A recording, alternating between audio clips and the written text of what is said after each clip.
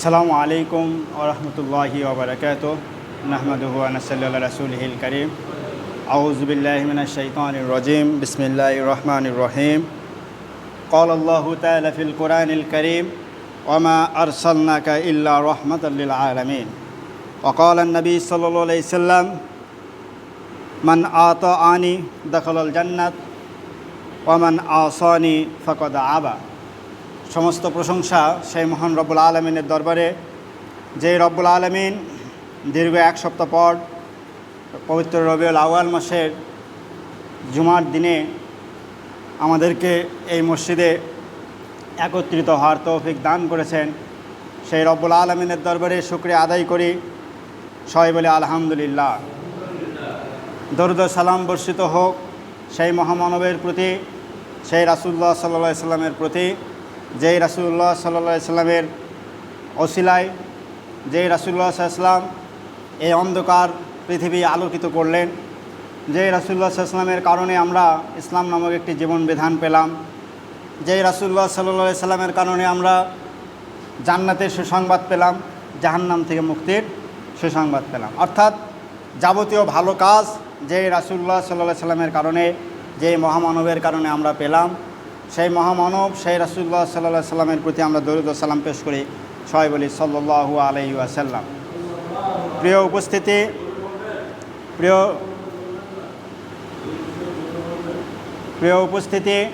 প্রিয় মুসল্লি, আপনারা জানেন আমরা পবিত্র রবিউল আউয়াল মাসে অবস্থান গ্রহণ করছি।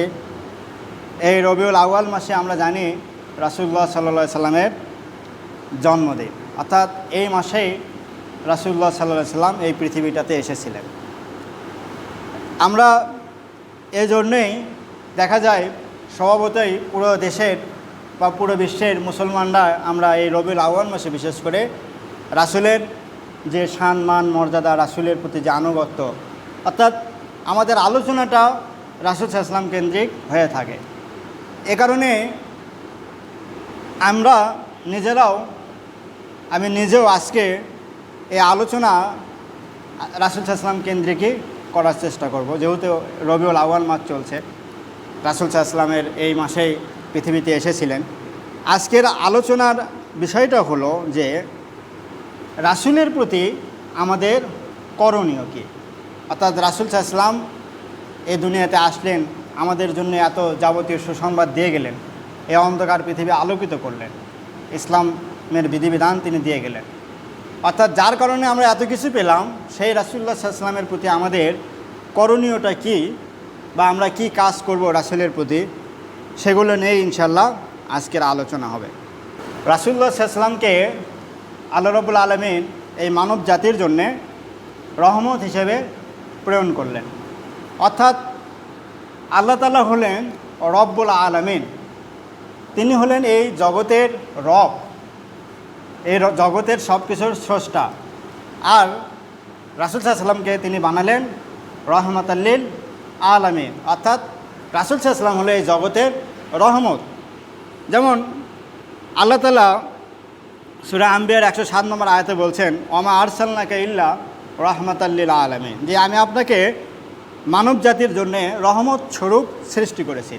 অর্থাৎ রাসূল সাল্লাল্লাহু আলাইহি ওয়াসাল্লাম যে এখানে মানব জাতির ভেতরে তিনি কি একটা রহমত হিসেবে, রহমত স্বরূপ তিনি এসেছিলেন। এরপরে দেখেন রাসূল সাল্লাল্লাহু আলাইহি ওয়াসাল্লাম যে আসলেন এই মুমিনদের মাঝে, এটা মুমিনদের জন্য একটা অনুগ্রহ, আল্লাহর একটা অনুগ্রহ আমাদের প্রতি, যে আমাদের মাঝে তিনি তার বন্ধু, তিনি তার রাসূলকে প্রেরণ করেছেন। আল্লাহ তাআলা সেটাই বলছেন যে রাসূলের আগমনটা মানব জাতির জন্য আল্লাহর পক্ষ থেকে একটা অনুগ্রহ, আল্লাহ তাআলা অনুগ্রহ করেছেন আমাদেরকে, এই জন্যেই রাসূল সাল্লাল্লাহু আলাইহি ওয়াসাল্লামকে প্রেরণ করেছেন। যেমন সূরা ইমরানের 164 নম্বর আয়াতে আল্লাহ তাআলা বলেন, লাকাদ মান্নাল্লাহু আলাল মুমিনিনা ইযা বাআসা ফীহিম রাসূলাম মিন আনফুসিহিম ইয়াতলু আলাইহিম আয়াতিহি ওয়া ইউযাক্কিহিম ওয়া ইউআল্লিমুহুমুল কিতাবা ওয়াল হিকমা ওয়া ইন্না কানু মিন ক্বাবলা লাফি দালালিম মুবিন।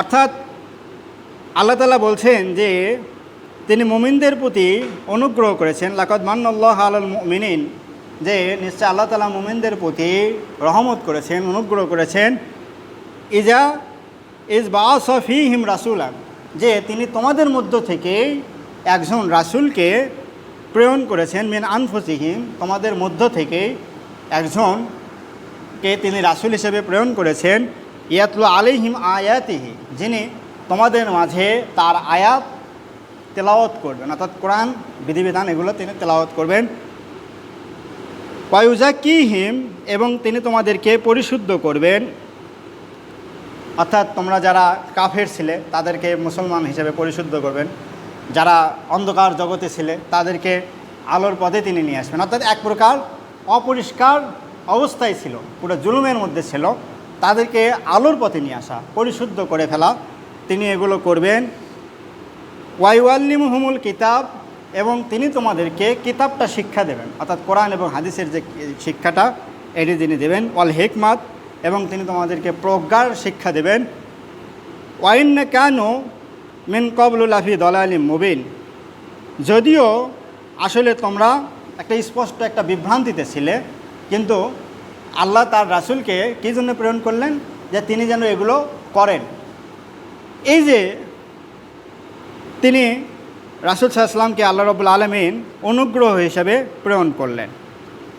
এরপরে আমরা যদি দেখি যে মানব জাতির মধ্যে তিনি শ্রেষ্ঠ একজন মানুষ, সর্বশ্রেষ্ঠ নবী এবং রাসূল এবং সর্বশ্রেষ্ঠ ব্যক্তি, অর্থাৎ রাসূল সাল্লাল্লাহু আলাইহি ওয়াসাল্লাম নীতি নৈতিকতায় ছিলেন সর্বশ্রেষ্ঠ, কথাবার্তায় ছিলেন সত্যবাদী, বিশ্বস্ততায় ছিলেন, অর্থাৎ সবচেয়ে উদার, ধৈর্যশীল, সত্যবাদী, ক্ষমাশীল, সব কিছুই রাসূল সাল্লাল্লাহু আলাইহি ওয়াসাল্লাম ছিলেন।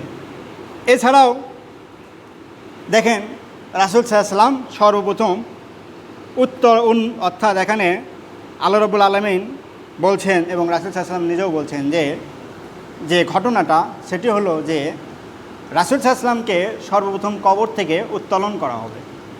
তার মানে হলো কিয়ামতের মাঠে, অর্থাৎ যখন কিয়ামতটা হয়ে যাবে, সব কিছুই ধ্বংস, তিনবার ফুৎকার দেওয়া হবে। প্রথমবার ফুৎকারে সব কিছু মারা যাবে, দ্বিতীয়বারে সব কিছু ধ্বংস হয়ে যাবে, তৃতীয়বার আবার সবাই উঠবে। তো যখন ওঠার সময় হবে, অর্থাৎ সব কিছু যখন সমান হয়ে যাবে, সবাই যখন কবরের জগতে চলে গেছে, অনেক সময় পর, দীর্ঘ সময় পরে যখন আল্লাহ তাআলা কিয়ামতটা কায়েম করবে, তো সবাইকে তো কবর থেকে উঠে কিয়ামতের মাঠে তো যেতে হবে, যে তারপরে তো কিয়ামতের বিচার আচার শুরু হবে। তো সর্বপ্রথম যিনি কবর থেকে বের হবেন, বা সর্বপ্রথম যাকে জীবিত করা হবে, সর্বপ্রথম যাকে রুহু দিয়ে আবার কবর থেকে কিয়ামতের মাঠে নিয়ে আসা হবে, তিনি হলেন রাসূলুল্লাহ সাল্লাল্লাহু আলাইহি সাল্লাম। এখানে রাসূল সাল্লাল্লাহু আলাইহি সাল্লাম বলছেন যে সর্বপ্রথম ব্যক্তি যার জন্যে জমিনটা উন্মুক্ত হয়ে যাবে সেটি হলাম আমি, এবং আমাকে কবর থেকে উঠানোর পরে একটা পোশাক পরানো হবে, বেহেশত থেকে একটা পোশাক নিয়ে এসে আমাকে পরতে দেওয়া হবে। আমি এই পোশাক পরে কবর থেকে উঠব, ওঠার পরে আমি আরশের ডান পাশে গিয়ে দাঁড়াবো। আমি ছাড়া সৃষ্টিকুলের ওই জায়গাটাতে আর কেউ দাঁড়াতে পারবে না, অর্থাৎ ডান সাইডে, আরশের ডান সাইডে রাসূল সাল্লাল্লাহু আলাইহি ওয়াসাল্লাম যে দাঁড়াবেন। এটি হলো রাসূল সাল্লাল্লাহু আলাইহি ওয়াসাল্লামের একটা বিশেষ মর্যাদা, যে সর্বপ্রথম তাকে কবর থেকে নিয়ে এসে আরশের ডান পাশে দাঁড়ানোর অনুমতি দেওয়া হবে। এখানে আরও বিশাল কিছু বর্ণনা আছে অনেক, যেমন রাসূল সাল্লাল্লাহু আলাইহি ওয়াসাল্লাম বলছেন যে আমি যখন কিয়ামত কায়েম হয়ে যাবে, রাসূল সাল্লাল্লাহু আলাইহি ওয়াসাল্লাম যে আরশের ডান সাইডে যে দাঁড়াবেন, দাঁড়ানোর পরে রাসূল সাল্লাল্লাহু আলাইহি ওয়াসাল্লাম সেজদায় পড়ে যাবে, তিনি আল্লাহর কাছে চাইতে থাকবেন। তখন আল্লাহ এক পর্যায়ে বলবে যে আপনি মাথা উত্তোলন করুন, তখন রাসূল সাল্লাল্লাহু আলাইহি ওয়াসাল্লাম উত্তোলন করবেন না। এক পর্যায়ে আল্লাহ বলবেন যে আপনি যা বলবেন তাই শুনবো, আজকে আপনার শাফায়েত ছাড়া আর কোনো কারো কথাই শোনা হবে না। এর পর্যায়ে আল্লাহ বলবেন যে আপনাকে আজ আপনাকে খুশি করবো আজকে আপনি, তখন রাসূল সাল্লাল্লাহু আলাইহি ওয়াসাল্লাম সেজদা থেকে মাথা উত্তোলন করবে। এটা বিভিন্ন বর্ণনায় বিভিন্নভাবে অনেক এসেছে। রাসূল সাল্লাল্লাহু আলাইহি ওয়াসাল্লাম আরশ থেকে মাথা উত্তোলন করবেন, অর্থাৎ সেজদা থেকে মাথা উত্তোলন করবেন। সমস্ত নবীরা পর্যন্ত ইয়া নাফসি করবে, যে আমাকে বাঁচাও আল্লাহ, উম্মতরা তো ইয়া নাফসি নাফসি করবে, নবীরা পর্যন্ত ইয়া নাফসি করবে, সেখানে রাসূল সাল্লাল্লাহু আলাইহি ওয়াসাল্লাম ইয়া উম্মতি করবে। সূরা নিসার ৮০ নম্বর আয়াতে আল্লাহ তাআলা বলছেন যে মায়ুতিউর রাসূল ফাকাদ আতাআল্লাহ ওয়া মান তাওয়াল্লা ফামা আরসালনাকা আলাইহিম হাফিজান। অর্থাৎ আল্লাহ তাআলা বলছেন যে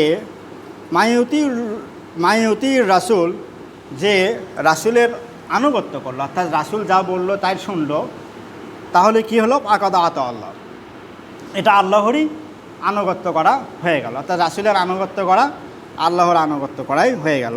ওয়ামান তাওয়াল্লা ফামা আরসালনাকা আলাইহিম হাফিজান। আর যে ব্যক্তি রাসূলের আনুগত্য করলো না, তার ব্যাপারে রাসূল সাল্লাল্লাহু আলাইহি ওয়াসাল্লামকে আল্লাহ তাআলা বলছেন যে আপনার আনুগত্য করলো না, তাকে নিয়ে টেনশন করা বা তাকে যে তত্ত্বাবধায়ক করা, তার কি হবে না হবে, এটা নিয়ে অভিভাবকত্ব করার দায়িত্ব রাসূল সাল্লাল্লাহু আলাইহি ওয়াসাল্লামের না। তার মানে যে রাসূলের আনুগত্য করবে সে আল্লাহরই আনুগত্য করলো, আর তার কি হবে? তার মুক্তি হয়ে যাবে। আর যে রাসূলের আনুগত্য করলো না, তার কি হবে এটা নিয়ে আল্লাহরও কোনো দেখার বিষয় না, রাসূলেরও কোনো টেনশনের বিষয় না। তার মানে আমরা যদি নিজেদের মুক্তি চাই, তাহলে আমাদেরকে রাসূলের আনুগত্য করতে হবে। এরপরে রাসূল সাল্লাল্লাহু আলাইহি ওয়াসাল্লামের আরেকটি হাদিস আছে যে যারা রাসূল সাল্লাল্লাহু আলাইহি ওয়াসাল্লামকে মানবে তারা জান্নাতে প্রবেশ করতে পারবে, অর্থাৎ যারা রাসূলকে মানবে সে জান্নাতে যেতে পারবে। এই যে বিভিন্নভাবে রাসূল সাল্লাল্লাহু আলাইহি ওয়াসাল্লামের কথাগুলো আল্লাহ রাব্বুল আলামিন বলেছেন। এখন আমরা আরেকটি আয়াতে আল্লাহ তাআলা বলছেন, কুল আতিউল্লাহ ওয়া আতিউর রাসূল ফাইন তাওয়াল্লাহ ফাইন্নামা আলাইহিম মা হুম্মিলা ওয়া আলাইকুম। অর্থাৎ তোমরা আনুগত্য করো আল্লাহর আর আনুগত্য করো রাসূলের। এই যে আল্লাহ এবং রাসূলের আনুগত্যটা আমাদেরকে করতে হবে। এরপরে দেখেন আরেকটি বিষয় হলো, রাসূল সাল্লাল্লাহু আলাইহি ওয়াসাল্লামকে আমরা রাসূলের প্রতি আমাদের যে করণীয়, তার মধ্যে আরেকটি হলো রাসূলকে আমরা ভালোবাসব। অর্থাৎ একজন মানুষ কখনো পরিপূর্ণ ঈমানদার হতে পারবে না যতক্ষণ না সে রাসূল সাল্লাল্লাহু আলাইহি ওয়াসাল্লামকে ভালোবাসবে। অর্থাৎ রাসূল সাল্লাল্লাহু আলাইহি ওয়াসাল্লামকে ভালো না বাসা পর্যন্ত সে কখনো প্রকৃত মুমিন হতে পারবে না। অর্থাৎ নিজের সন্তান, নিজের স্ত্রী, নিজের পরিবার, নিজের আত্মীয় স্বজনে যেরকম আমি ভালোবাসি, রাসূলকে তার চেয়ে বেশি ভালোবাসতে হবে। সাহাবীরা যেরকম ভালোবেসেছে, সাহাবীরা সেই দৃষ্টান্ত দিয়ে গেছে। সাহাবীরা কি করেছে? দেখা গেছে বিভিন্ন যুদ্ধে কাফের শক্তির মধ্যে বাপ, সাহাবীদের মধ্যে বেটা, তো তারা কিন্তু রাসূলকে ভালোবাসছে এত পরিমাণ যে রাসূলকে আগে প্রোটেক্ট করতে হবে, রাসূলের হয়ে তারা লড়াই করেছে, রাসূলের জন্য লড়াই করেছে। সেখানে বাপকেও দেখে নেই, ভাইকেও দেখে নেই, আত্মীয় স্বজন কাউকে দেখে নেই। কিন্তু হ্যাঁ, বাপকে ভাইকে তো ভালোবাসতেই হবে, তার চেয়েও বেশি ভালোবাসতে হবে আমাদের রাসূল সাল্লাল্লাহু আলাইহি ওয়াসাল্লামকে। এছাড়াও ধরেন আমাদেরকে রাসূল সাল্লাল্লাহু আলাইহি ওয়াসাল্লামকে প্রথমত আমাদেরকে রাসূল সাল্লাল্লাহু আলাইহি ওয়াসাল্লামকে ভালোবাসতে হবে।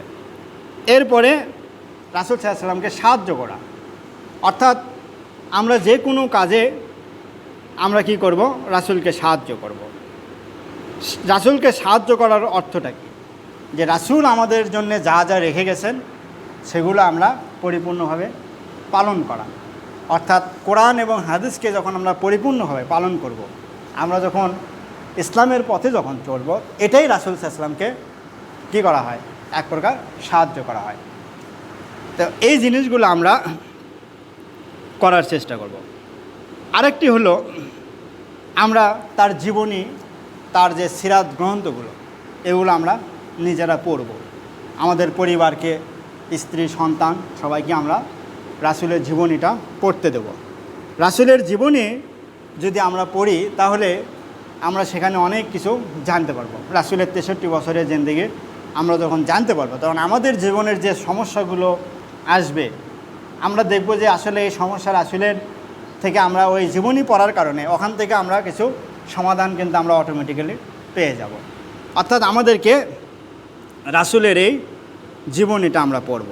যেমন আল্লাহ তাআলা বলেন, লাকাদ কানা লাকুম ফি রাসূলিল্লাহি উসওয়াতুন হাসানা, যে তোমাদের জন্যে রাসূলের যে উত্তম আদর্শ, অর্থাৎ তোমাদের জন্য রয়েছে রাসূলের মধ্যে উত্তম আদর্শ। তো এই যে রাসূল সাল্লাল্লাহু আলাইহি ওয়াসাল্লামকে আমাদেরকে এই কাজগুলো করতে হবে। এরপরে আমরা রাসূল সাল্লাল্লাহু আলাইহি ওয়াসাল্লামের যে সুন্নাতগুলো আছে, এই সুন্নাহ অনুযায়ী আমরা আমল করব, এগুলোকে আমরা সমর্থন করব। এবং যখন দেখা যাবে কোনো বাতিল শক্তি রাসূলের নিয়ে কোনো বাজে মন্তব্য করবে, আমরা তখন এগুলোর প্রতিবাদ এবং এগুলোকে আমাদের প্রতিহত করতে হবে। অর্থাৎ দেখা যায় এক ধরনের মুসলমান আছি আমরা, যে রাসূলকে নিয়ে বাতিল শক্তি কটূক্তি করে, আমরা এটা নিয়ে কোনো চিন্তিতও না।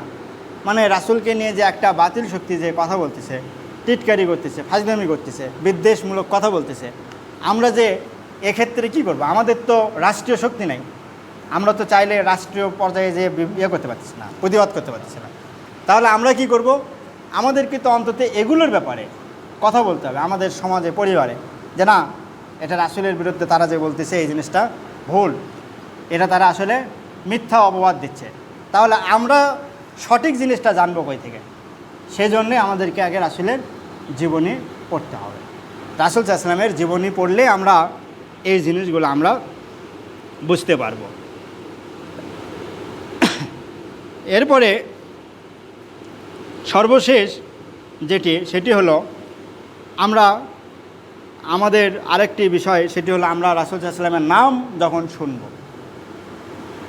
যখন রাসূলুল্লাহ সাল্লাল্লাহু আলাইহি ওয়াসাল্লামের যখন আমরা নাম শুনব, সেটা আমাদের যে কোনো অবস্থায় হোক, আমরা কোথাও হাঁটাচলা করতেছি, কোথাও বসে আছি, বা খুতবা শুনতেছি, নামাজে খাওয়া দাওয়া করতেছি, যে কোনো অবস্থায় রাসূলের নাম শুনলে আমাদেরকে তার প্রতি সালাম এবং দরুদ সালাম প্রেরণ করতে হবে। অর্থাৎ সাল্লাল্লাহু আলাইহি ওয়াসাল্লাম এটা পড়তে হবে। কারণ হাদিসে এসেছে যে সেই ব্যক্তির সে কৃপণ আর কেউ না, যে আমার নাম শুনলো কিন্তু আমার প্রতি দরুদ প্রেরণ করলো না।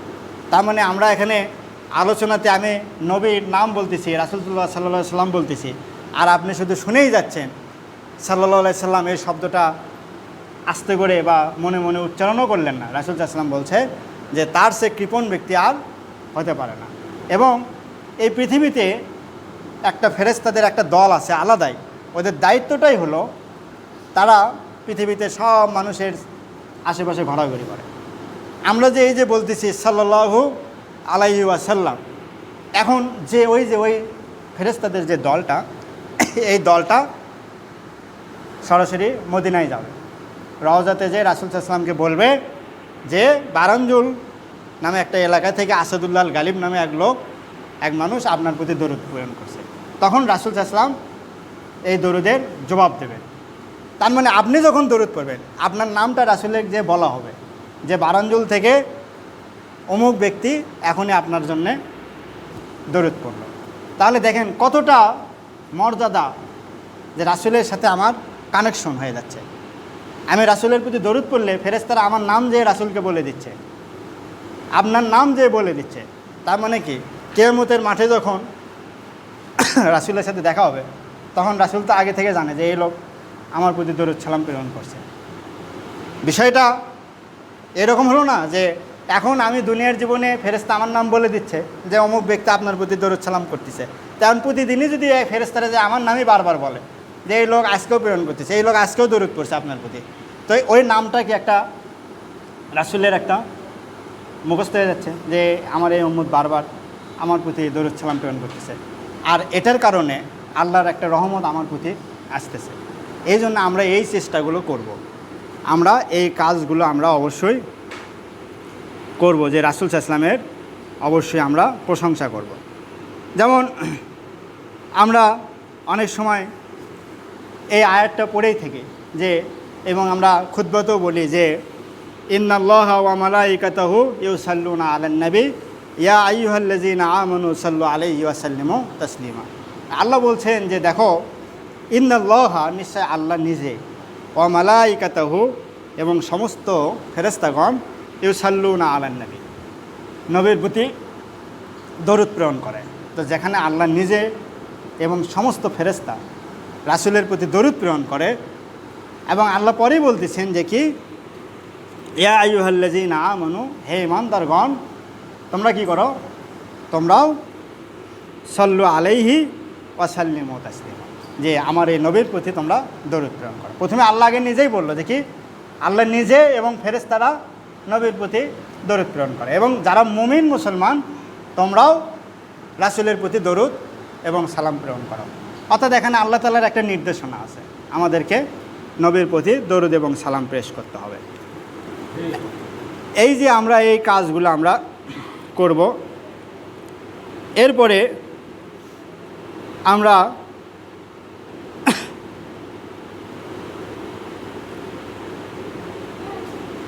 এই জিনিসগুলো আমরা আমল করার চেষ্টা করব, যে রাসূলের প্রতি আমরা দরুদ সালাম পেশ করব। এবং আমরা এখানে একটি মালিক রাদিয়াল্লাহু তাআলা আনহু, ইমাম মালিক থেকে বর্ণিত একটি উক্তি, সেটি হলো যে রাসূলের সুন্নাতকে তিনি তুলনা করছেন, যে আমরা যে রাসূলের যে বারবার যে বলতেছি আমরা রাসূলের সুন্নাহ পালন করব, কোরআন এবং রাসূল সাল্লাল্লাহু আলাইহি ওয়াসাল্লামের দেখানো পথ, যে রাসূলের সুন্নাহ পালন করব, রাসূল সাল্লাল্লাহু আলাইহি ওয়াসাল্লামকে আমরা মান্য করব। ইমাম মালিক একটা উদাহরণ দিচ্ছে যে এই যে সুন্নত যে পালন করার কথা বলা হয়, এই সুন্নত পালনটা হলো নূহ নবীর নৌকার মতো।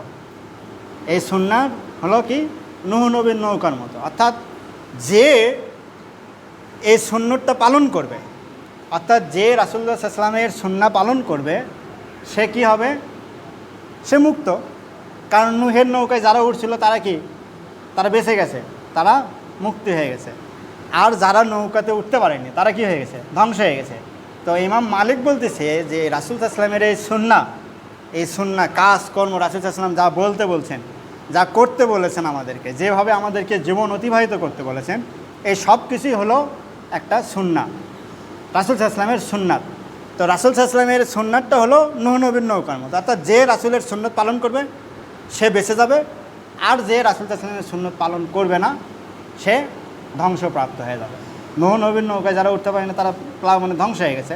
তো রাসূল সাল্লাল্লাহু আলাইহি ওয়াসাল্লামের সুন্নত যারা পালন করতে পারবে না তারা ধ্বংস হয়ে যাবে। এই যে আমাদের রাসূল সাল্লাল্লাহু আলাইহি ওয়াসাল্লামের প্রতি যে আমরা যে আলোচনা আজকে শুনলাম, রাসূল সাল্লাল্লাহু আলাইহি ওয়াসাল্লামের প্রতি আমাদের যে কাজ, এই কাজগুলো আমরা বেশি বেশি করে করার চেষ্টা করব।